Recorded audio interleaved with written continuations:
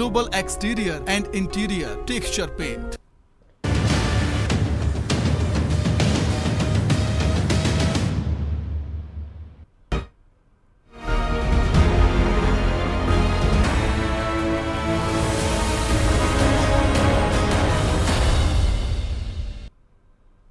नमस्कार, स्वागत आप सभी का। आपके साथ मैं हूं पुनीत और चलिए खबरों की करते हैं शुरुआत, क्योंकि आज है सत्र कुछ खास। शुरू होने वाला है सत्र और शुरुआत करते हैं खबरों की। इस वक्त की बड़ी खबर आपको बता रहे हैं, आज से संसद का विशेष सत्र शुरू होने जा रहा है। 5 दिनों का यह विशेष सत्र बुलाया गया है। आज की कार्यवाही पुरानी संसद में होने वाली है और कल से नई संसद में कार्यवाही चलने वाली है। सत्र में संसद के 75 साल के सफर पर चर्चा की जाएगी। तो यह बड़ी खबर इस वक्त आपको बता रहे हैं, सबसे बड़ी खबर आज की मॉर्निंग ब्रेकिंग न्यूज यही है। 5 दिन का विशेष सत्र बुलाया गया है और आज की कार्यवाही पुरानी संसद में होगी और कल से नई संसद में कार्यवाही शुरू हो जाएगी। 75 साल पूरे हो चुके हैं आजादी के और संसद में के 75 साल के सफर पर यह चर्चा आज होने वाली है। इस वक्त की बड़ी खबर आपको बता रहे हैं और पुरानी संसद में आज पहला दिन जो है पुरानी संसद में कार्यवाही होगी और फिर कल से नई संसद में कार्यवाही शुरू कर दी जाएगी। आपको बताते हैं कि उपराष्ट्रपति जो हैं जगदीप धनखड़, उन्होंने कल तिरंगा फहराया था। ये उसकी तस्वीर आप देख रहे हैं और आज से यह सत्र शुरू हो चुका है। 18 तारीख से यह सत्र शुरू हो चुका है। 18 से 22 सितंबर तक यह विशेष सत्र बुलाया गया और बेहद खास यह सत्र रहने वाला है। नया भारत है और नए भारत में नए सत्र की शुरुआत नए संसद भवन से इसकी शुरुआत होने जा रही है। हालांकि पहला दिन जो है 18 तारीख को पहले दिन पुरानी संसद से कार्रवाई शुरू होगी और कल से फिर यह नई संसद में कार्यवाही शुरू हो जाएगी। 75 साल के सफर पर इस सत्र में चर्चा होनी है। ये बड़ी खबर आपको बता रहे हैं। संसद का विशेष सत्र आज से शुरू होने वाला विशेष सत्र बुलाया गया है और अभी तक कुल ऐसा 5 बार हुआ है जब विशेष सत्र बुलाया गया है। 28 मई की तारीख आपको याद होगी जब नए संसद भवन का उद्घाटन प्रधानमंत्री ने किया था। दिसंबर 2020 को आधारशिला रखी गई थी और 2.5 साल में बनकर यह तैयार हुआ है। डिजाइन अद्भुत है, हाईटेक है और बहुत सारी खासियतों को समेटे हुए है। तो दिसंबर 2020 को प्रधानमंत्री ने इसकी आधारशिला रखी, नया संसद भवन तैयार हो गया। अब इंतजार यही था कि कामकाज कब शुरू होगा। 28 मई को इसका उद्घाटन भी हो गया और नए भारत की नई संसद है और नया संसद भवन त्रिकोण आकार का जो बना हुआ है अद्भुत है, वास्तुशैली भी अद्भुत है और जो जरूरतें हैं उस लिहाज से इसे तैयार किया गया है। बहुत सारे मसले इसमें हो सकते हैं। बताया जा रहा है कि कुछ विधेयक हैं वो लाए जा सकते हैं, लेकिन महत्वपूर्ण विषय क्या है? महत्वपूर्ण विषय है 75 साल पूरे हो गए हैं संसद के और इस पर चर्चा होनी है। इसके अलावा कुछ महत्वपूर्ण विधेयक सरकार ला सकती है। विपक्ष अपनी तरफ से तैयारी किए हुए है। विपक्ष के पास तर्कश में 9 तीर है। 9 तीर यानी कि 9 मुद्दे जिनको विपक्ष उठाने की तैयारी में है। 5 दिन का यह विशेष सत्र बुलाया गया है। 18 से लेकर 22 सितंबर तक ये चलना है। बेहद खास ये सत्र।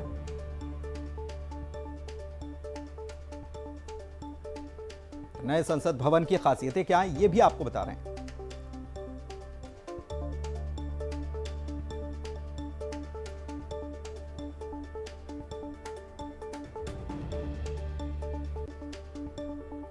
तो 5 दिनों का यह विशेष सत्र बुलाया गया। 18 से लेकर 22 सितंबर तक यह विशेष सत्र चलना है। कितना खास है, कुछ विधेयक लाए जाने इसकी बात भी कही जा रही है। इसके साथ यह भी कहा जा रहा है कि विपक्ष भी पूरी तरह से तैयार है। लेकिन क्यों यह सत्र बुलाया गया, क्या खास बात है? विनीत संसद भवन से हमारे संवाददाता लाइव जुड़े हुए हैं, सीधे उन्हीं के पास चलते हैं और उनसे जानकारी लेते हैं। विनीत, क्या जानकारी है? संसद का विशेष सत्र बुलाया गया है, क्या इसमें कौन कौन से विधेयक लाए जा सकते हैं, कुछ जानकारी? आज ये निश्चित तौर पर मैं आपको बताना चाहूंगा कि संसद का विशेष सत्र का आयोजन जो है वो आज से शुरू हो जाएगा। 11 बजे जो है वो सदन की कार्रवाई जो है वो शुरू हो जाएगी। अगर हम बात करें पहले दिन के बारे में बात करें तो निश्चित तौर पर संसदीय इतिहास को लेकर के चर्चा होगी। दोनों ही सदनों में संसदीय इतिहास को लेकर के चर्चा होगी। अब जो हमें जानकारी मिल रही है उसके अनुसार प्रधानमंत्री नरेंद्र मोदी जो है वो ओपनिंग रिमार्क्स जो है वो प्रधानमंत्री नरेंद्र मोदी जो है वो दे सकते हैं। मैं तो संसदीय इतिहास को लेकर के जो 75 साल के संसदीय इतिहास है उसको लेकर के प्रधानमंत्री नरेंद्र मोदी जो है वो अपनी बात रख सकते हैं। तो अगर हम बात करें राज्यसभा के बारे में बात करें तो वहां पर जो सदन के नेता है पीयूष गोयल केंद्रीय मंत्री वो अपनी बात रख सकते हैं। सरकार की जो बात है 75 साल के जो संसदीय इतिहास है उसकी चर्चा जो है उसकी शुरुआत जो है वो पीयूष गोयल कर सकते हैं। इसके साथ ही साथ मैं आपको बताना चाहूंगा कि 4 महत्वपूर्ण बिल जो है वो पास करवाए जाएंगे, लेकिन वो जो बिल है वो पहले से किसी न किसी सदन में जो है वो पास हो गए हैं। इसके साथ ही साथ अगर हम कल के बारे में बात करें तो कल जो है वो कल में शिफ्ट किया जाएगा। पहले सेंट्रल हॉल में कार्यक्रम होगा, उसके बाद नए पार्लियामेंट में जो है वो कार्रवाई जो है वो शुरू होगी। हालांकि सत्र में जो है वो परसों से उसकी शुरुआत में होगी। कामकाज की पहले से जो शुरुआत होगी वो परसों से शुरुआत होगी, लेकिन कल जो है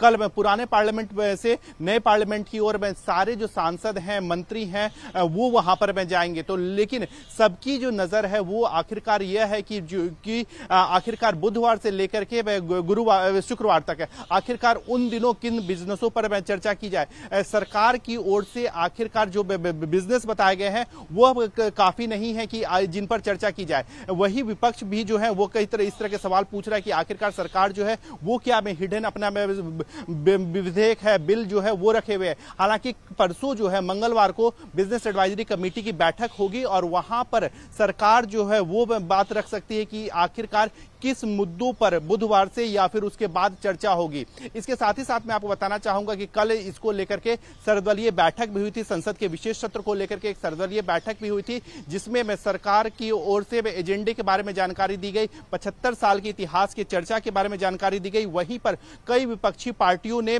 मांग अपनी विभिन्न मांग की। अगर हम बात करें तो महिला आरक्षण की बातें की गई, उसको लेकर के चर्चा की मांग की गई और साथ ही साथ इसे पास करवाने की मांग की गई। इसके साथ ही साथ कुछ क्षेत्रीय दलों ने जातीय जनगणना की भी बात करी। जैसा कि हम देख रहे हैं कि बिहार में जातीय जनगणना की जा रही है, इसको लेकर के भी कुछ जो दल हैं आरजेडी में है, जेडीयू है, उन्होंने जातीय जनगणना पर चर्चा करने की मांग की। इसके साथ ही साथ जो कुछ पार्टियों ने मणिपुर में हिंसा पर भी चर्चा की मांग जो है वो की। उनका साफ तौर पर कहना था कि विशेष सत्र है और ऐसे में मणिपुर में की स्थिति को लेकर के भी सदन में चर्चा जो है वो होनी चाहिए। इसके साथ ही साथ मैं आपको बताना चाहूंगा कि जिस तरह से आम आदमी के 2 सांसद, अगर हम बात करें संजय सिंह, राघव चड्ढा, उनके निलंबन की वापसी को लेकर के भी कई विपक्षी पार्टियों ने जो है वो मांग की। तो साफ तौर पर अभी जो दिख रहा है उसके अनुसार 75 साल के इतिहास में को लेकर के चर्चा होगी। साथ ही साथ 4 बिल हैं उनको पास करवाने की कवायद जो है वो सरकार करेगी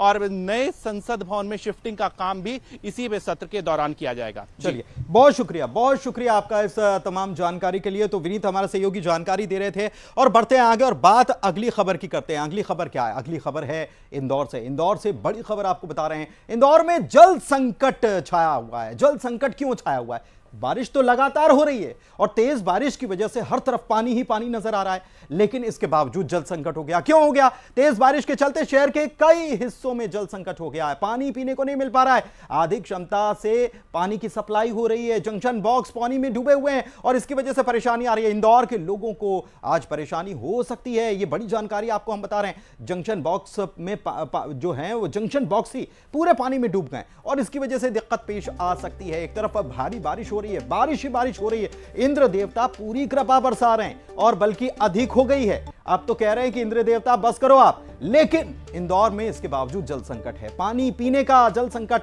होने वाला है। तेज बारिश के चलते शहर के कई हिस्सों में पानी नहीं आने वाला या आधी क्षमता से ही पानी की सप्लाई हो रही है और जंक्शन बॉक्स पानी में डूब गए। इसकी वजह यह बताई जा रही है कि जंक्शन बॉक्स पानी में डूब गए और इसकी वजह से परेशानी आ रही है। ऐसे में यह जानकारी भी निकल कर आ रही है कि मिनी मुंबई जिसे कहा जाता है, आर्थिक राजधानी जिसे कहा जाता है इंदौर, यहां के लोगों को आज इससे परेशानी हो सकती है।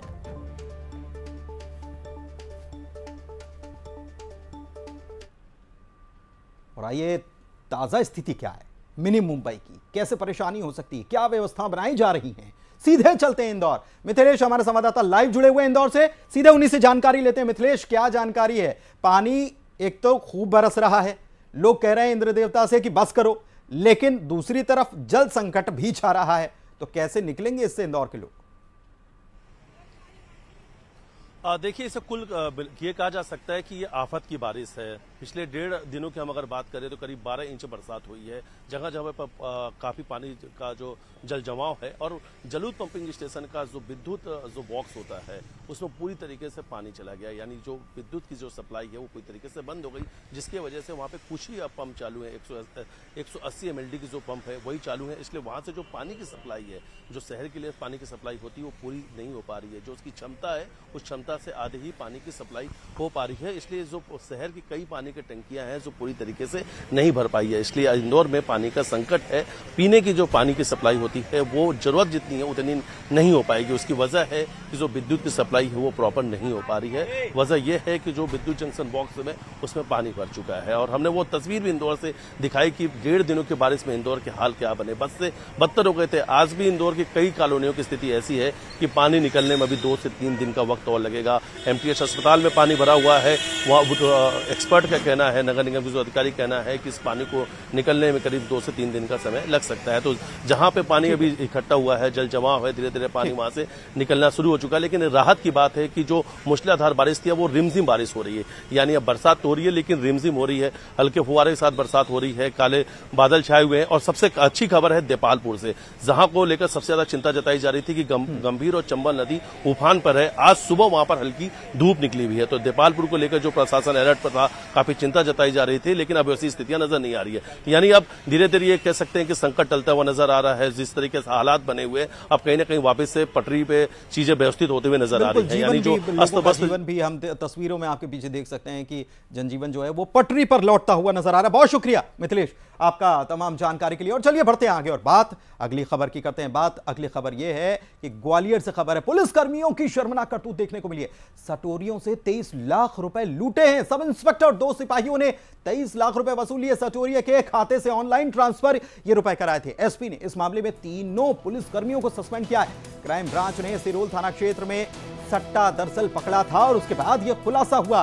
ये बड़ी खबर सामने आई कि यहां पर पुलिस वालों ने ही हरकत कर दी और पुलिस वालों ने सटोरियों से ही 23 लाख रुपए लूट लिए। अभी तक सुनने में आता था कि गठजोड़ रहता है, कहीं ना कहीं सपोर्ट रहता है, लेकिन देखिए यहां पर तो सटोरियों से ही 23 लाख रुपए ले लिए गए, उनके खाते से ट्रांसफर कराए गए। सब इंस्पेक्टर और 2 सिपाही जो हैं उन्होंने 23 लाख रुपए वसूले हैं। सटोरिये के खाते में ऑनलाइन ये ट्रांसफर करवाए थे। एसपी ने इस मामले में, जैसे ही एसपी तक खबर पहुंची, एसपी ने इस मामले में कार्रवाई की, पुलिस कर्मियों को सस्पेंड कर दिया है। क्राइम ब्रांच ने सिरोल थाना क्षेत्र में ये सट्टा पकड़ा था और सट्टा पकड़ने के बाद हुआ क्या, ये देखिए। सट्टा, इसे कहते हैं अमानत में खयानत का खेल। तो सट्टा पकड़ा था, सरकारी कर्मचारी जो हैं सट्टा पकड़ रहे हैं, पुलिसकर्मी सट्टा पकड़ रहे हैं, लेकिन उसके बाद क्या कर रहे हैं, वहां से 23 लाख रुपए लूट लिए गए।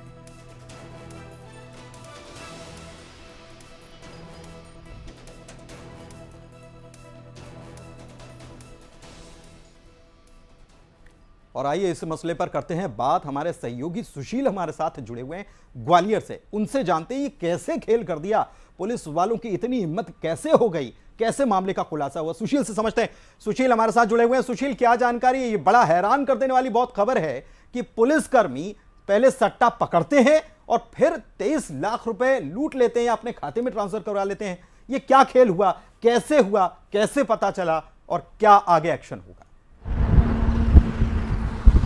बिल्कुल, देखिए ग्वालियर पुलिस की एक शर्मनाक करतूत सामने आई है और सबसे बड़ी बात यह कि ग्वालियर पुलिस ने जिस आरोपी सटोरिये को पकड़ा था, उसी सटोरिये की शिकायत के बाद ग्वालियर में 3 पुलिस वाले, जिसमें सब इंस्पेक्टर भी है, उनके खिलाफ FIR भी दर्ज हुई है। इस शर्मनाक कहानी की शुरुआत होती है ग्वालियर के सिरोल थाना क्षेत्र के एक पास टाउनशिप है MK सिटी, उस इलाके में एक फ्लैट में यहाँ सटोरिये सट्टे का काम कर रहे थे, जिसमें आशीष नाम का जो सटोरिया है दतिया का रहने वाला है, ये यहाँ सट्टा ऑनलाइन चला रहा था। जब क्राइम ब्रांच को सूचना मिली थी तो क्राइम ब्रांच ने यहाँ सब इंस्पेक्टर मुकुल यादव, इसके साथ ही 2 और सिपाही थे, राहुल और विकास नाम के सिपाही, इनको छापामारी कार्रवाई करने के लिए भेजा था और उस दौरान इन्होंने करीब आशीष के साथ लगभग 15 लोगों को यहाँ सट्टा खिलाते हुए पकड़ा था। और इस दौरान जब यहाँ कार्रवाई शुरू हुई तो फिर सटोरिये से जो सब इंस्पेक्टर मुकुल यादव है उसका गठजोड़ हो गया। उसने और जो 2 सिपाही थे इन्होंने मिलकर करीब 23 लाख रुपए 3 किश्तों में अपने खातों में ट्रांसफ़र कराए और उसके बाद इस मामले को रफा दफा करने का भरोसा दिलाया। लेकिन थोड़ी देर बाद जब ये मामला धीरे धीरे अधिकारियों के संज्ञान में आया तो फिर तत्काल इसमें जांच की गई और तुरंत इनके जो सब इंस्पेक्टर और सिपाही थे इनके खातों को ट्रेस किया गया, जिसमें 23 लाख रुपए का लेन देन सामने आया। और उसके बाद पुलिस ने जो है सटोरिये को बुलाकर सटोरिये की तरफ से एक FIR दर्ज कराई गई। ठीक है, मतलब कुल मिलाकर अब जब पकड़ में आया तो अब कार्रवाई आगे की जा रही है। बहुत शुक्रिया सुशील आपका इस तमाम जानकारी। ग्वालियर से बड़ी खबर थी और हैरान कर देने वाली खबर थी। अगली खबर की बात करते हैं। अगली खबर कहां से? बैतूल से बड़ी खबर आपको बता रहे हैं।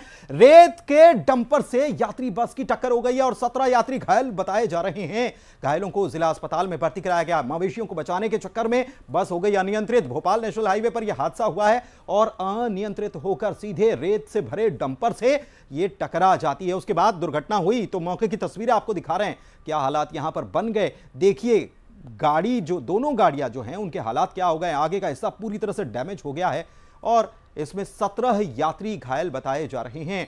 घायलों को अस्पताल में भर्ती करा दिया गया है। बताया यह गया कि मवेशी आ गए थे और मवेशियों को बचाने के चक्कर में बस ड्राइवर जो है वो नियंत्रण खो गया बस के ऊपर से और सीधे जाकर रेत के डंपर में जा घुसा। भोपाल नेशनल हाईवे पर यह हादसा हुआ है। ये तस्वीर आपको हम दिखा रहे हैं। बैतूल से ये बड़ी खबर आपको बता रहे हैं। तस्वीरें मौके की। ऋषु हमारे साथ हमारे संवाददाता फोन लाइन पर जुड़े हुए हैं, उनसे बात करते हैं। ऋषु, ये मौके की तस्वीर जो है ये हादसा कितना भयावह रहा होगा ये बता रही हैं। घायल 17 लोग हुए हैं। कुछ तस्वीरें ऐसी भी आई हैं। ड्राइवर ठीक हैं क्या? ये कैसे हादसा हुआ? किसकी गलती बताई जा रही है? पूरी जानकारी दें। 4 बजे के आसपास भोपाल जाने के लिए रवाना हुई थी। आठनेर से, जो बैतूल का एक तहसील प्लेस है आठनेर, वहां से बस भोपाल जाने के लिए रवाना हुई थी और लगभग 6:30-7 बजे के आसपास बस बैतूल बस स्टैंड से निकली थी। बैतूल से महज 2 किलोमीटर दूर सोना घाटी के पास में भोपाल हाईवे पर सामने की तरफ से एक डंपर आ रहा था और बस के सामने अचानक 3 मवेशी आ गए और बस चालक ने जो है मवेशियों को बचाने के लिए बस को रॉन्ग साइड की तरफ मोड़ दिया और सामने से आ रहे डंपर से बस सीधी टक्कर हो गई बस की। इस टक्कर काफी जोरदार थी क्योंकि डंपर की भी काफी अच्छी खासी स्पीड थी और बस भी काफी तेज गति में थी। इस टक्कर के बाद 17 यात्री घायल हुए हैं। वहीं ड्राइवर जो है वो स्टीयरिंग में बुरी तरह से फंस गया था, जिससे काफी मशक्कत के बाद बाहर निकाला जा सका। डंपर चालक को ज्यादा चोट नहीं आई है, लेकिन इस हादसे में जो मवेशी सामने आए थे 3 मवेशियों की भी मौत हुई है इस हादसे में। फिलहाल जो सभी घायल हैं उन्हें जिला अस्पताल लाया गया, उनका इलाज जारी है। कुछ जिन्हें कम चोट लगी थी उनके परिजन उन्हें प्राइवेट हॉस्पिटल्स में भी ले गए हैं और पुलिस और रेस्क्यू टीम सभी भी मौके पर हैं और जो हाईवे पर यातायात है उसको क्लियर करने की कोशिश जारी है। क्रेन सर्विस की मदद से बस को, डंपर को रोड से किनारे हटाया जा रहा है। चलिए, बहुत शुक्रिया ऋषु आपका इस तमाम जानकारी के लिए। और बढ़ते हैं अगली खबर की तरफ। बड़ी खबर इंदौर से है। इंदौर से बड़ी खबर यह है कि क्रूरता पर केस दर्ज किया गया है। डॉगी के साथ क्रूरता की गई थी, यह मामला आपको बता दें सामने आया और उसके बाद अब युवक के खिलाफ FIR हो गई है। इंदौर के हीरानगर थाना क्षेत्र का मामला है। न्यू गौरी नगर की यह घटना बताई जा रही है। डॉगी के साथ क्रूरता का वीडियो भी सामने आया था और आरोपी की हरकत CCTV में कैद भी हुई थी और इस मामले में अब एक्शन हुआ है। आरोपी के खिलाफ FIR हो गई है। युवक के खिलाफ FIR हुई है। डॉगी के साथ, एक कुत्ते के साथ क्रूरता की गई थी और अब इस मामले में केस दर्ज किया गया है। FIR दर्ज कर ली गई है। हीरानगर थाना क्षेत्र का ये न्यू गौरी नगर जो है वहां की ये घटना बताई जा रही है। एक डॉगी के साथ क्रूरता करने का एक वीडियो सामने आया था और इस वीडियो के सामने आने के बाद तमाम जो लोग हैं जो पशुओं के लिए काम करते हैं उनमें आक्रोश था। इस घटना के सामने आने के बाद गुस्सा उनमें पनपा हुआ था और अब पुलिस ने इस मामले में FIR दर्ज कर ली है। आरोपी की हरकत CCTV में कैद भी हुई थी।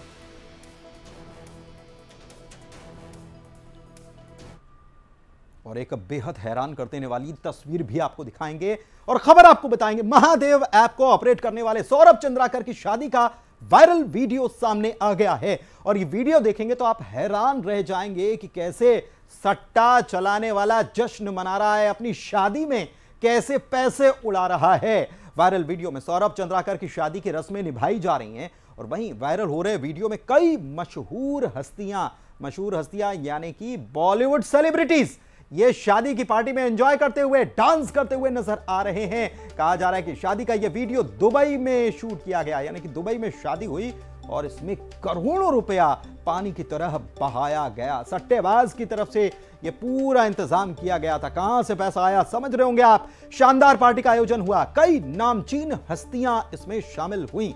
बता दें कि महादेव बैटिंग ऐप के मामले में पहले से ईडी अपनी जांच करने में जुटी हुई है और अद्भुत तस्वीरों की बात करते हैं। भारत का मिनी नियाग्रा फॉल क्या कहा जाता है, जगदलपुर का चित्रकोट जलप्रपात। और चित्रकोट जलप्रपात की खूबसूरती इन दिनों और ज्यादा बढ़ गई है। नजारा विहंगम है, किसी का भी मन मोह लेने वाला है और देखिए कितना अद्भुत यह नजारा है। वाटरफॉल को देखने जाने वालों की भीड़ लगातार बढ़ती जा रही है क्योंकि लगातार बारिश हो रही है और बारिश होने के बाद यहां पर ऐसा लगता है कि क्या ही बात है। नियाग्रा फॉल जैसा है वैसा ही भारत का इसी नियाग्रा फॉल कहा जाता। चित्रकोट का जलप्रपात, देश के कोने कोने से पर्यटक इस नजारे को देखने के लिए पहुंच रहे हैं।